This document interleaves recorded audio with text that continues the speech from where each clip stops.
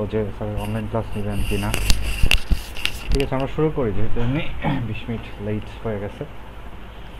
শুরু করি। রেকর্ডেড থাকবে, ওদের সাথে শেয়ার করা থাকবে, যারা ডিরেক্ট ক্লাস পাবে না রেকর্ডিং দেখে নিতে পারবে আর কি। আজকে মূলত মোটামুটি একটু ইজি চ্যাপ্টার। তোমাদের যে ম্যাথগুলা দিছিলাম না ফিজিক্সে, ওইগুলা কি করার চেষ্টা করছো? সমস্যা হওয়ার কথা তো অনেক ম্যাথে, ট্রাই করছো বাসায়?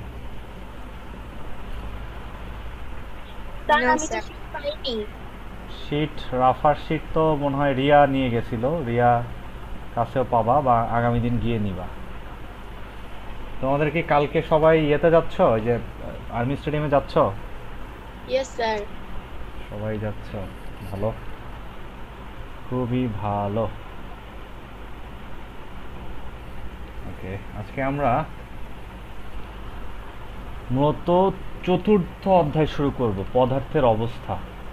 বুঝছো? অধ্যায় 4, পদার্থের অবস্থা।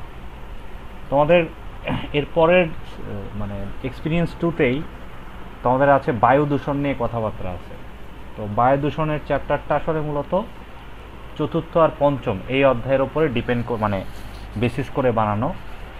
তোমাদের চতুর্থ আর পঞ্চম এই দুইটা অধ্যায় পড়ে তারপরে তোমরা হচ্ছে বায়ু দূষণের সবগুলো কাজ করতে পারবে।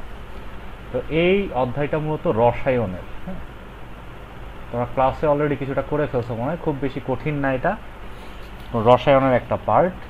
তো আমরা এখান থেকেই আজকে কিছু টার্ম তোমাদের বোঝানোর চেষ্টা করব। তো আসো আমরা শুরু করা যাক। আমাদের অন আছে, ওকে ওকে। ও, আমার কি দেখা যাচ্ছে? স্ক্রিন তো দেখা যাচ্ছে না, দেখা যাচ্ছে? আরে বলবা না, আমি তো ভাবছি যে আমি স্ক্রিন শেয়ার দিই, আমি তো অলরেডি ক্লাসের মতো নেওয়া শুরু করে দিছি, আমি তো খেয়াল করি না। আচ্ছা, স্ক্রিন দেখা যাচ্ছে না।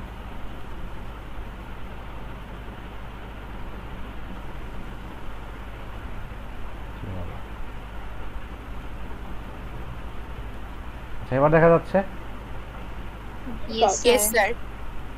ওকে, আমি তো অলরেডি হয়তো ভাবছি স্ক্রিন দেখাই আমি কাজ করতেছি। ওকে, আর কে যেন জয়েন করলো, আমি একটু জয়েন অ্যাকসেপ্ট করে দিয়ে আসি।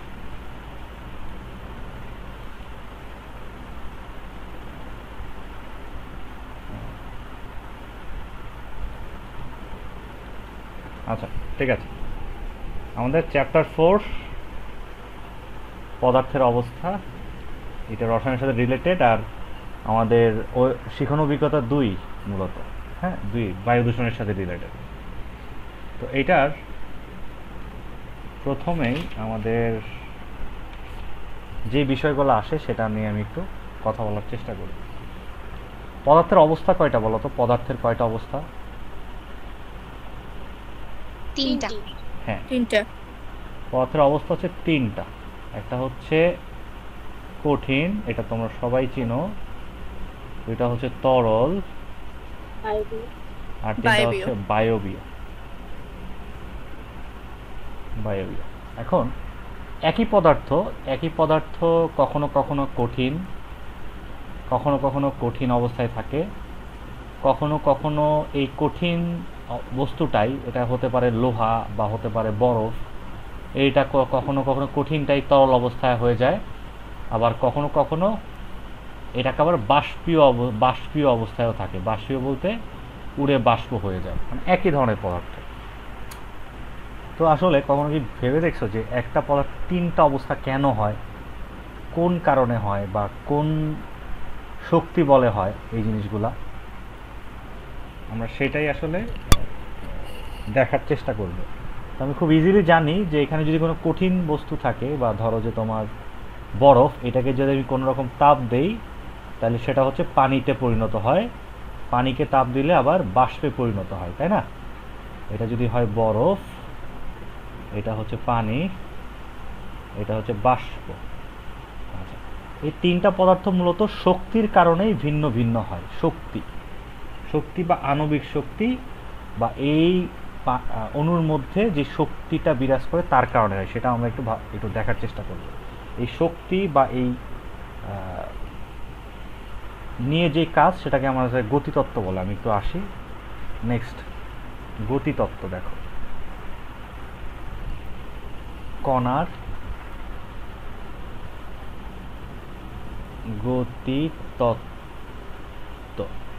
গতিতত্ত্ব, এইটাকে আবার তুমি বলতে পারো কাইনেটিক থিওরি। হ্যাঁ, কাইনেটিক থিওরি।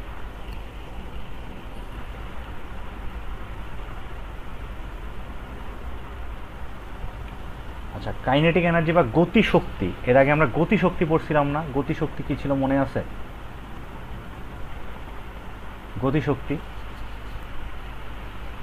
কোনো বস্তুর গতির কারণে যে শক্তি লাভ করে, সেটাই তো তোমার গতিশক্তি। এখানে কণাগুলো আসলে এই গতিতত্ত্ব আসলে গতিশক্তিরই একটা অংশ, সেটাই আমরা দেখার চেষ্টা করব। তো আমার একটা কঠিন পদার্থ, ধরো এটা এখানে একটা কঠিন পদার্থ আছে। কঠিন পদার্থের মধ্যে এরকম অনেক অনেক কণা বা পরমাণু থাকে, তাই না? এইগুলো একটা হচ্ছে কণা। তো এই কণাগুলা পরস্পর খুবই কাছাকাছি অবস্থায় থাকে। কঠিন পদার্থে আমরা জানি এই কণাগুলোর অবস্থান খুবই কাছাকাছি অবস্থায় থাকে। আর যে কোনো কণাই যে কোনো বস্তুর মধ্যে ওই স্থানে থেকে কম্পিত হতে থাকে। কম্পিত হতে থাকার মানে হচ্ছে কাঁপে। যে কোনো কণাই তার অবস্থানে থেকে আসলে কাঁপতে থাকে যে কোনো পদার্থের মধ্যে। এটা আমরা বাইরে থেকে দেখতে পাই না, কারণ এটা তো আণবিক, বিষয়টা আণবিক। মানে অণুর মধ্যে এই জিনিস, একটা কণা সবসময় কম্পনরত অবস্থায় থাকে, মানে কাঁপতে থাকে। ঠিক আছে? এখন এই কণাগুলা যখন কঠিন পদার্থ হয়, তখন এই কম্পনের মানটা খুবই কম হয়, খুব আস্তে আস্তে কাঁপতে থাকে। এবং আস্তে আস্তে কাঁপার ফলে এরা এক একটা অণু আরেকটা অণুর খুবই কাছাকাছি থাকতে পারে। ঠিক আছে? তো এইখানেই তুমি যদি আরেকটু কোনো বাইরে থেকে কোনো শক্তি দাও, মানে আস্তে আস্তে যখন কাঁপে, তখন কি এর গতিশক্তি কি কম হয় না? গতিশক্তি কি অনেক কম হয়? যেহেতু গতিশক্তি হচ্ছে 1/2 mv², মানে এই বেগটা যদি কম হয় তাহলে শক্তিও কম হয়। তো গতিশক্তি কম হয়, এখানে আস্তে আস্তে কাঁপে বলে। যখন তুমি বাইরে থেকে কোনো আলাদা কোনো সোর্স থেকে তাপ দিবা, ধরো তাপ দিচ্ছ, তাপ এক প্রকার শক্তি, তুমি এর মধ্যে আরও বেশি শক্তি দিচ্ছ। তো ওর যদি শক্তিটা পায়, তাহলে ও শক্তি পাইলে কি ওর আরও বেশি বেশি কাঁপবে না? শক্তি পাইলে আরও বেশি বেশি কাঁপা শুরু করবে, যেহেতু বাইরে থেকে ওকে সোর্স দিছো। হ্যাঁ, মানুষ বেশি মানে খাওয়া দাওয়া করে ফেললে বা ধরো গায়ে বেশি এনার্জি হয়ে গেলে লাফালাফি বেশি করে না? হ্যাঁ, লাফালাফি বেশি করলে বলে না যে তোর গায়ে কি এনার্জি বেশি চলে আসছে নাকি? তো যখন এক্সটার্নাল সোর্স থেকে বা বাইরের সোর্স থেকে শক্তি পায়, তখন এটা আরও কম্পনটা বেড়ে যায়। কম্পনটা বেড়ে যাওয়ার মানে হচ্ছে গতিশক্তিটা বেড়ে যায়। তো গতিশক্তিটা বেড়ে গেলে ও আসলে একটু এলোমেলোভাবে ছোটাছুটি করার চেষ্টা করে। ছোটাছুটি করার চেষ্টা করলে ওরা একটা কণা আরেকটা কণার থেকে একটু দূরে দূরে সরে যায়, দূরে। মানে আগে যত শক্তপোক্তভাবে একটা কণা আরেকটা কণার সাথে যুক্ত ছিল, এখন সেটা থাকে না, একটু দূরে থাকে। এই দূরত্বটা বেড়ে যায়, এটাকে বলে আণবিক দূরত্ব। এই দূরত্বটাকে বলে আণবিক দূরত্ব। হ্যাঁ, আণবিক দূরত্ব বেড়ে যায়, আণবিক শক্তিটাও আসলে বৃদ্ধি পায়, আণবিক দূরত্বটাও বৃদ্ধি পায়। বৃদ্ধি পাওয়ার ফলে একটা কণা আরেকটা কণার সাথে আসলে খুবই হালকাভাবে যুক্ত থাকে, মানে খুব কঠিনভাবে না, হালকাভাবে যুক্ত থাকে। মানে এখানে যখন কঠিনভাবে যুক্ত ছিল, এটা আসলে কঠিন পদার্থের বৈশিষ্ট্য ধারণ করতেছিল। মানে যেখানে যেভাবে রাখবা তুমি ওর আকার আয়তনই ধারণ করবে। কিন্তু এখানে সে যেহেতু হালকাভাবে যুক্ত আছে একজন আরেকজনের সাথে, আন্তঃনিক দূরত্ব যেহেতু একটু বেশি, এরা তরল অবস্থা ধারণ করবে। মানে যেই পাত্রে রাখবা সেই পাত্রের অবস্থাই ধারণ করবে, যেখানে রাখবা সেখানে তেমনভাবেই থাকবে। তো এটাকেও যদি তুমি আবার তাপ দাও, এর শক্তি যদি আরও বাড়াও, তখন কি হবে? ফাইনালি এই ছোটাছুটি আরও বেড়ে যাবে। তো ছোটাছুটি এতই বাড়বে যে ওর আর হিসাব থাকবে না ও কী করতেছে। মানে ওর বাঁধ ভেঙে যাবে। তো বাঁধ ভেঙে ও আসলে উড়ে বাইরে চলে যাবে, বুঝতে পারছো? এর কণাগুলো আরও অনেক দূরে দূরে চলে যাবে, আর হচ্ছে বাইরে চলে যাবে, মানে এটা বায়বীয় অবস্থার সৃষ্টি হবে, বুঝতে পারছো? এখানে শক্তিটা আরও বেড়ে যাবে, আন্তরিক দূরত্ব আরও বেড়ে যাবে, আর এটা বাষ্প হয়ে তরল হয়ে যাবে, মানে গ্যাস হয়ে যাবে। তাহলে এটা হচ্ছে কঠিন অবস্থা কোনো বস্তুর, এটা হচ্ছে তরল অবস্থা, আর এটা হচ্ছে তোমার গ্যাসীয় অবস্থা কোনো বস্তু, ঠিক আছে? তো পানির জন্য কঠিন অবস্থা হচ্ছে 0°C তাপমাত্রা, যদি পানি হয়, এটা পানির জন্য এটা 0°। তরল হয় কত? তরলও কিন্তু 0° থেকে বেশি হয়, 0°C থেকে বেশি হইলে এটা তরল হয়ে যায়।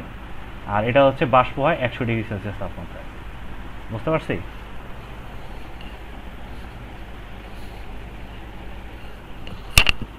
গতিতত্ত্বটা বুঝছি। যখন বেশি দূরে দৌড়াদৌড়ি করতে পারবে, গতিশক্তি বেশি পায়, তখন এটা বাষ্প হয়ে উড়ে যায়।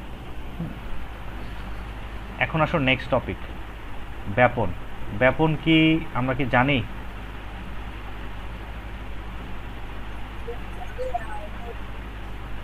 ব্যাপন কি কেউ বলতে পারবা? ক্লাস 8-এ পড়েছো মনে হয় কিছুটা।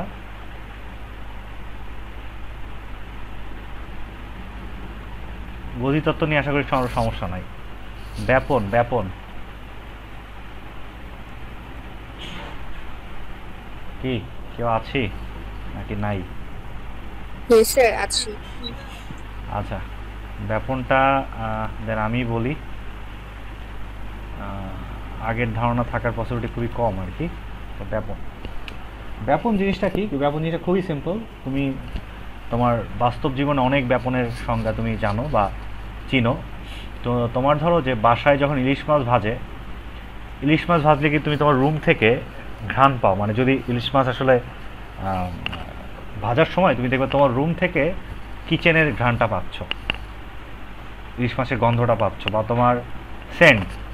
তুমি ধরো কেউ যদি একটা রুমে বসে বডি স্প্রে বা সেন্ট স্প্রে করে, তো কি হয়, ওটা দেখা যায় যে তোমার অন্য রুমেও সেই সেন্টের গন্ধটা ছড়াই গেছে, বুঝতে পারছো? তো বিষয়টা কি হয় দেখো, বা তুমি সেন্টের শিশি যদি কোথাও খুলে রাখো, ধরো এটা হচ্ছে একটা সেন্টের শিশি, এখানে খুলে রাখলে কি হয়, এই সেন্টের যেই তরলের গন্ধটা, এই এলাকাটা আছে, এখানে এই বায়ুর সাথে এই সেন্টের যে কণাগুলা, এইগুলো হচ্ছে ছড়ায় পড়ে। তো আস্তে আস্তে এখান থেকে পুরা বায়ুতে আসলে এই সেন্টের কণাগুলো ছড়ায় পড়ে। তো ব্যাপন মূলত ঘনমাত্রা বা ঘনত্বের ওপর নির্ভর করে। কিসের উপরে? ঘনমাত্রা বা ঘনত্ব, ঠিক আছে? কম ঘনত্বের স্থান থেকে, কম ঘনত্বের বা ঘনমাত্রার স্থান থেকে, কম না, বেশি ঘনত্বের স্থান থেকে,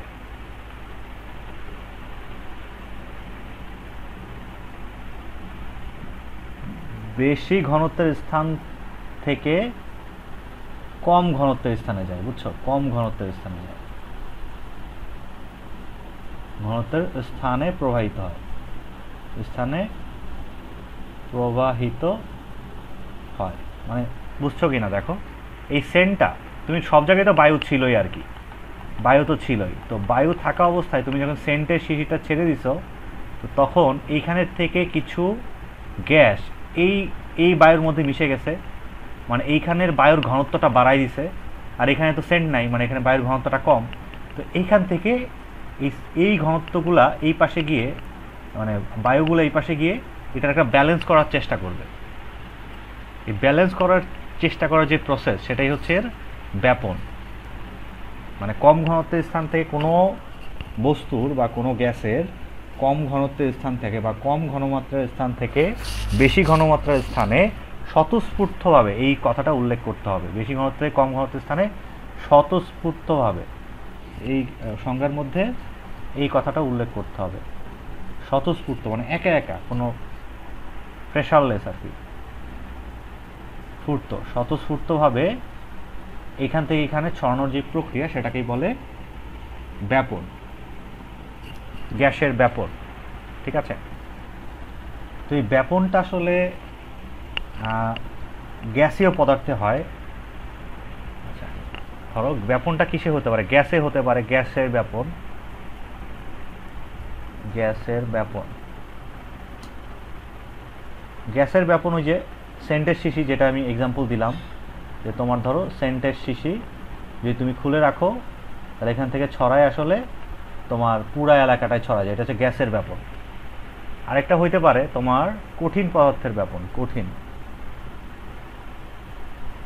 এটা দেখবা তোমার ওই যে বায়ু দূষণ চ্যাপ্টারে এটার একটা কাজ আছে, কঠিন পদার্থের ব্যাপন। কঠিন পদার্থের ব্যাপন, তো কঠিন পদার্থের ব্যাপন কোনটা? তোমরা অনেক সময় এই চায়ের কাপের মধ্যে, এই ধরো চায়ের কাপ, টি ব্যাগ ই করো না, ভেজাও না চায়ের কাপে, Yes, sir. টি ব্যাগ ভেজাও। এই টি ব্যাগে কি থাকে দেখো, বলো তো? এই কণা থাকে না, চায়ের পাতি থাকে না? এই পাতিগুলো তো কঠিন পদার্থ, চায়ের পাতি তো কঠিন পদার্থ। তুমি যখন এটা পানিতে ডুবাচ্ছ, এই কঠিন পদার্থের মূলত তোমার কঠিন পদার্থ মূলত এইখানে ছড়াই যাচ্ছে, এর গুঁড়াগুলা। ঠিক আছে, কঠিন পদার্থটাই মূলত তোমার পুরা চায়ের কাপে একটা কালার নিয়ে আসে, তাই না? চায়ের কালার, বুঝছো? তো এটা হচ্ছে কঠিন পদার্থের ব্যাপন। এখানে আরেকটা কথা আছে, দেখো তুমি খেয়াল করবা কিনা, যদি ঠান্ডা চা হয় সেক্ষেত্রে এই কালারটা কম হয় খুবই, ঠান্ডা চা হলে। আর গরম চা হলে, মানে গরম পানি হলে আর কি, গরম পানি হলে খুব দ্রুত এটা ছড়ায় যায় এবং অনেক কালার হয়। কেন হয় বলতে পারবো আমাকে?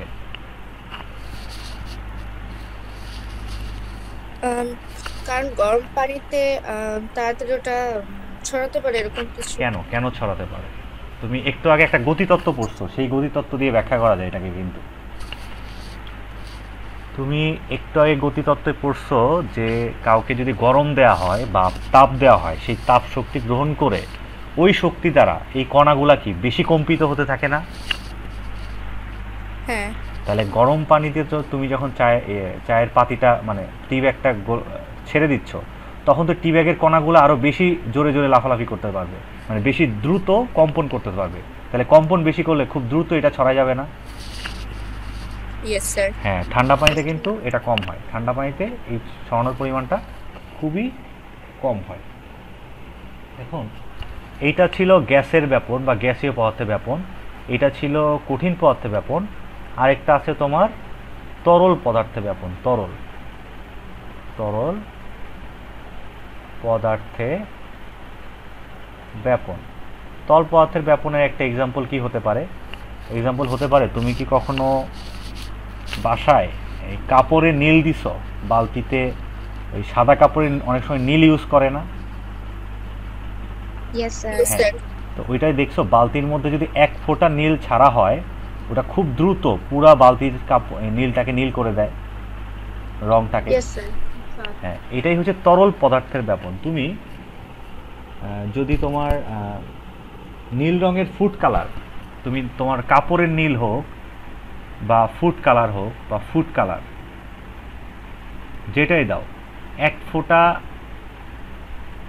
ফোঁটা কালার যদি ছাড়ো এখানে, দেখবে যে পুরা জায়গাটায় আসলে খুব দ্রুত এই তরলটা খুব দ্রুত পুরা ইয়েতে ছড়ায় যায়। ঠিক আছে, পুরা পাতে ছড়ায় যায়। তার মানে এটাও কিন্তু ব্যাপন প্রক্রিয়া। এখানে ঘনত্বটা কম ছিল, এখানে ঘনত্ব কম ছিল, এখানে ঘনত্ব বেশি ছিল, এই জন্য খুব দ্রুত পুরা তরলে ব্যাপনটা ছড়ায় গেছে। তো তোমাকে এখানে আরও কিছু এক্সাম্পল তুমি ভাবতে পারো যে আসলে তরল আর কোথায় কোথায় তরল পদার্থের ব্যাপন তুমি দেখেছো, বা কঠিন পদার্থের ব্যাপনটা আর কোথায় দেখা যায়। তোমাকে নতুন কোনো সিচুয়েশন দিয়ে বললো এখানে আসলে কি কেন ঘটছে, এটা কোন প্রক্রিয়ায় ঘটছে, ব্যাখ্যা করো। তাহলে ব্যাপন প্রক্রিয়া, এইটা তোমাদের এক্সারসাইজ বইয়ে ডিরেক্ট আসেও, এই কঠিন পদার্থের ব্যাপনটা। হ্যাঁ, এক্সারসাইজ বলতে অনুশীলনী বইয়ে তুমি এটা পাবা। ক্লিয়ার? Yes sir. আচ্ছা, এবার আমরা সামনে যাচ্ছি। সামনের জিনিসটা একটু ভালো, অনেক বেশ গুরুত্বপূর্ণ। দেখো, দুটি গ্যাসীয় পদার্থের ব্যাপন, দুটি গ্যাসীয় পদার্থের ব্যাপন।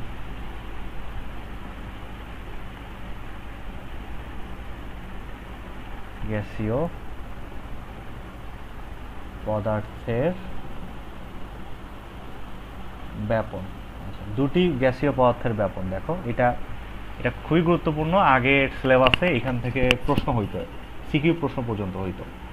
ঠিক আছে, তো এখানে আমি প্রথমে একটা এক্সপেরিমেন্ট দিয়ে আসলে শুরু করতে চাচ্ছি। ধরো আমার কাছে এরকম একটা কাঁচনল আছে, কাঁচনল, হ্যাঁ একটা কাঁচনল। তো কাঁচনলের আমি এই পাশে একটা তুলা নিছি। তুলাটাকে করছি কি, তুলাটাকে আমি হাইড্রোজেন HCl দিয়ে ভেজাইছি। HCl কি বলতো, এটা চিনো নাকি তোমরা? Hydrogen chloride. হ্যাঁ, হাইড্রোক্লোরিক অ্যাসিড বলে এটাকে, অ্যাসিড। এটাকে বলা হচ্ছে হাইড্রোজেন ক্লোরাইড বা হাইড্রোক্লোরিক অ্যাসিড।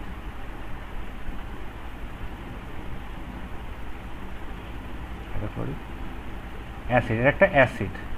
ঠিক আছে, এই পাশেও আমি একটা তুলা নিছি।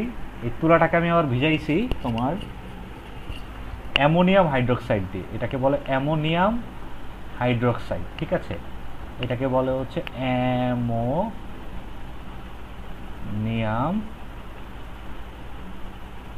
এগুলো আমরা শিখবো, নামও শিখবো কিছু, দু একটা ক্লাস পরে, মানে নেক্সট চ্যাপ্টারগুলোতে শিখবো। এখন আপাতত একটা একটা নাম এসে অ্যামোনিয়াম হাইড্রোক্সাইড। আচ্ছা, হাইড্রোক্সাইড, এটা কিন্তু একার নাই।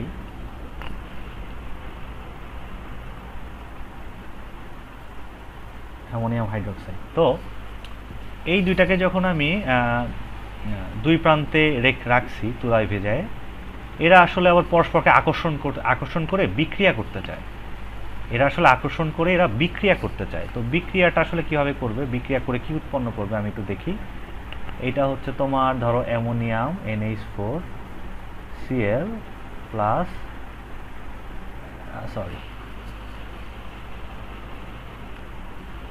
NH4OH, তাই না? OH প্লাস HCl, এই দুটো যদি বিক্রিয়া করে মূলত এরা উৎপন্ন করবে এই এইচটা, এই এইচ আর এই OH, এই দুইটা অংশ আলাদা হয়ে ওরা কি করবে, H2 উৎপন্ন করবে, H2O। আর এই NH4 এইটুকু আর এইটুকু যুক্ত হয়ে অ্যামোনিয়াম NH4Cl, অ্যামোনিয়াম ক্লোরাইড, একটা লবণ উৎপন্ন করবে। এটাকে বলে অ্যামোনিয়াম ক্লোরাইড। অ্যামোনিয়াম ক্লোরাইড একটা লবণ, ক্লোরাইড এটা একটা লবণ।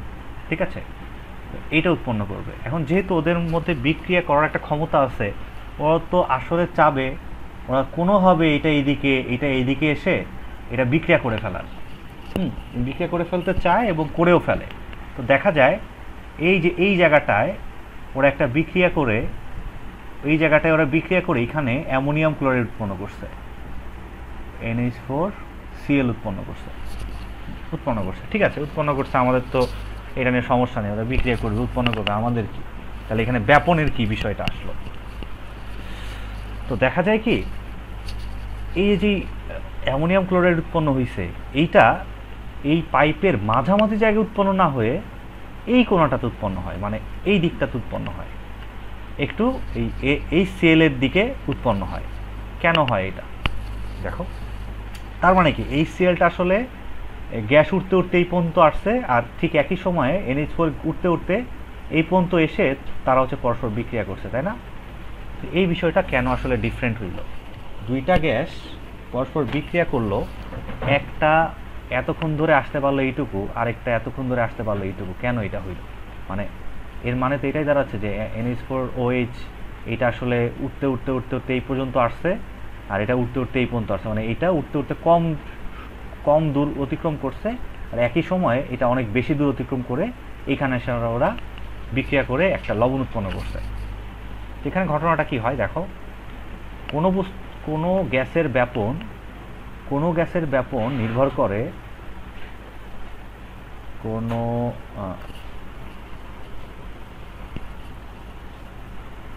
গ্যাসের ব্যাপন নির্ভর করে তার আণবিক ভরের উপর। আণবিক ভরের উপর। আণবিক ভর কি চিনো? অণুর ভর বা আণবিক ভর, এটা কি নাম শুনছো এখনো?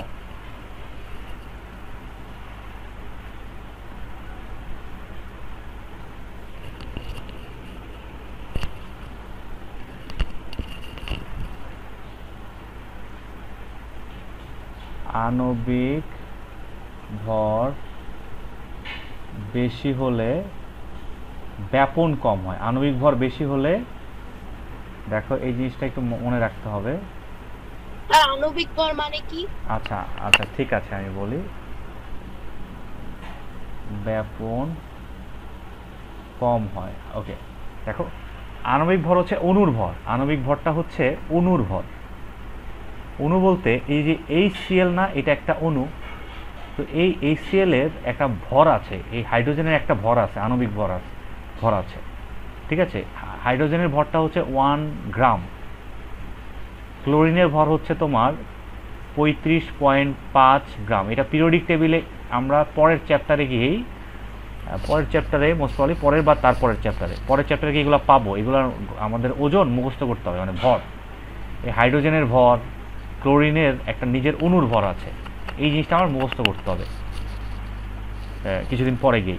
আপাতত আণবিক ভর বলতে জানো ওই যেই অণুটা দিয়ে এরা গঠিত তাদের ভর, সেটাই হচ্ছে আণবিক ভর। যে অণু দিয়ে গঠিত সেটা তার ভর। ক্লিয়ার?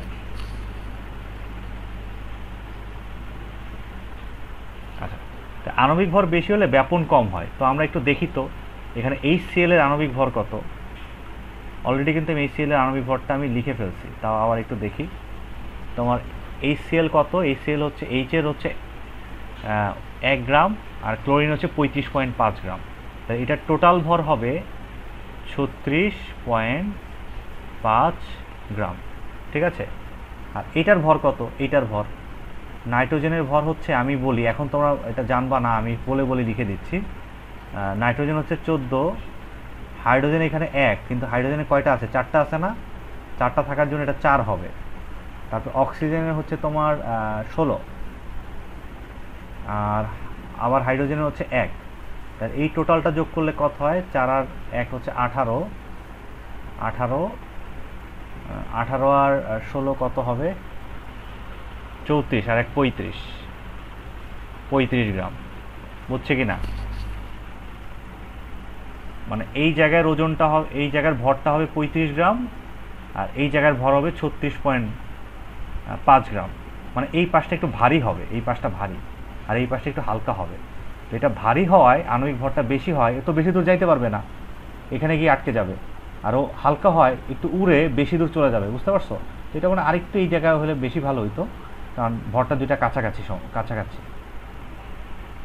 আমি কি বোঝাইতে পারছি?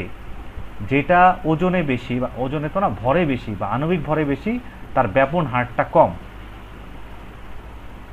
ব্যাপন হার কম, বুঝতে পারছো? ব্যাপন হার, এখানে একটা হার কথাটাও যুক্ত করে দিতে পারো। ব্যাপন হার মানে হচ্ছে 1 সেকেন্ডে কতটুকু ব্যাপন হয়। আমি বুঝছি কি না? হ্যাঁ, তার মানে যার ভর বেশি তার ব্যাপন কম, যার ভর কম তার হচ্ছে ব্যাপন বেশি। তোমাকে কখনো বলতে পারে যে তোমার এখানে হাইড্রোজেন ও অক্সিজেন এর মধ্যে কার ব্যাপন হার বেশি? বলতে পারবা? কার ব্যাপন হার বেশি? ব্যাপন হার বেশি বলতে পারবা? হাইড্রোজেনের আণবিক ভর হচ্ছে 2 গ্রাম, আর অক্সিজেনের হচ্ছে তোমার 16 না 32। দুইটা অক্সিজেন অণু তো 32 হবে। তাহলে অবশ্যই হাইড্রোজেনের ব্যাপন হার বেশি, নাকি? এটার ব্যাপন হার বেশি, এটার ব্যাপন হার কম। এগুলো দিয়ে কোশ্চেন থাকে, কার ব্যাপন হার বেশি। এটা তুমি তো এখনো আণবিক ভরগুলো মুখস্থ করো নাই, মানে 2-1টা চ্যাপ্টার পড়লে এটা মুখস্থ হয়ে যাবে, তখন তুমি এটাকে ইজিলি অ্যান্সার আরও দিতে পারবা। ওকে, তো আরেকটা ছোট জিনিস করব আমরা, নেক্সট পেজে যাচ্ছি আমরা।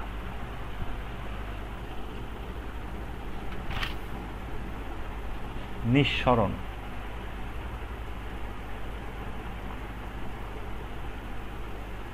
নিঃসরণ নিঃসরণ হচ্ছে নিঃসরণ। ব্যাপন যেমন বলছিলাম যে ছড়ায় পড়া, কোনো একটা বস্তুর চারদিকে ছড়ায় পড়া। নিঃসরণ আসলে চারদিকে ছড়ায় পড়া, কিন্তু সেখানে চাপের প্রভাব থাকবে, চাপের প্রভাবে ছড়িয়ে পড়া। ছড়িয়ে পড়া, দেখো আগেরটা কি ছিল? ঘনত্বের জন্য, ঘনত্ব কম বেশির জন্য ছড়ায় পড়া, আর এটা হচ্ছে চাপের প্রভাবে ছড়ায় পড়া। যেমন কখনো একটা চাকা যদি পাংচার হয়ে যায়, কোনো একটা গাড়ির চাকা যদি পাংচার হয়ে যায়, দেখবা পাংচার হলে কি হয়, ভেতরে তো প্রচুর পরিমাণে চাপ থাকে, তাই না? ভেতরে প্রচুর পরিমাণে চাপ থাকে না? Yes, sir. চাপ থাকে। তুমি এখানে যদি একটা ছিদ্র করে দাও, বাইরে তো কম চাপ, ভেতরে অনেক বেশি চাপ, আর বাইরে হচ্ছে কম চাপ। ঠিক আছে, তুমি একটা ছিদ্র করে দিলে ভেতর থেকে বাইরে খুব দ্রুত বাতাস প্রবাহিত হতে থাকে না, বায়ু প্রবাহিত হতে থাকে না? Yes, sir. তাহলে এই যে যে ভেতর থেকে বাইরে যে বায়ুর বাতাস প্রবাহিত হচ্ছে, এটাই হচ্ছে নিঃসরণ। নিঃসরণ আগেরটা যেমন স্বতঃস্ফূর্তভাবে প্রবাহিত হইতো, এটা কিন্তু স্বতঃস্ফূর্ত না, এটা হচ্ছে প্রেসারে, মানে প্রেসার কোথাও বেশি, কম, বেশি চাপ থেকে, আগে হচ্ছে বেশি ঘনত্ব থেকে আসছে, এবার হচ্ছে বেশি চাপ থেকে কম চাপে প্রবাহিত হবে। বুঝতে পারছি? স্যার আরেকবার বুঝাই দিলে ভালো। আচ্ছা ঠিক আছে। মানে নিঃসরণ হচ্ছে বস্তুর এমন অবস্থা যেখানে বেশি চাপের কোনো গ্যাস বা গ্যাসীয় পদার্থ বেশি চাপের স্থান থেকে কম চাপের স্থানে প্রবাহিত হওয়ার যেই প্রক্রিয়া, সেটাকেই বলে তোমার নিঃসরণ। বুঝতে পারছি? বেশি চাপের স্থান থেকে কম চাপের স্থানে প্রবাহিত হওয়ার যে পদ্ধতি, সেটাই হচ্ছে নিঃসরণ। নিঃসরণ যেমন ওই গাড়ির চাকা বা একটা ফুটবলকে যদি তুমি হচ্ছে ফুটা করে দাও, তাহলে কি হবে? তুমি বাইরের দিকে বাতাস বের হইতে থাকবে। হ্যাঁ, তার মানে এখানে চাপটা ছিল অনেক বেশি চাপ ছিল, আর বাইরে ছিল হচ্ছে কম চাপ। তাহলে বেশি চাপ থেকে কম চাপে যেই প্রবাহিত হচ্ছে বাতাস, এটাই হচ্ছে তোমার নিঃসরণ। হ্যাঁ, নিঃসরণ। তার মানে চাকা লিক হয়ে যাওয়া একটা নিঃসরণের উদাহরণ। তারপরে তোমার দেখছো না, তোমার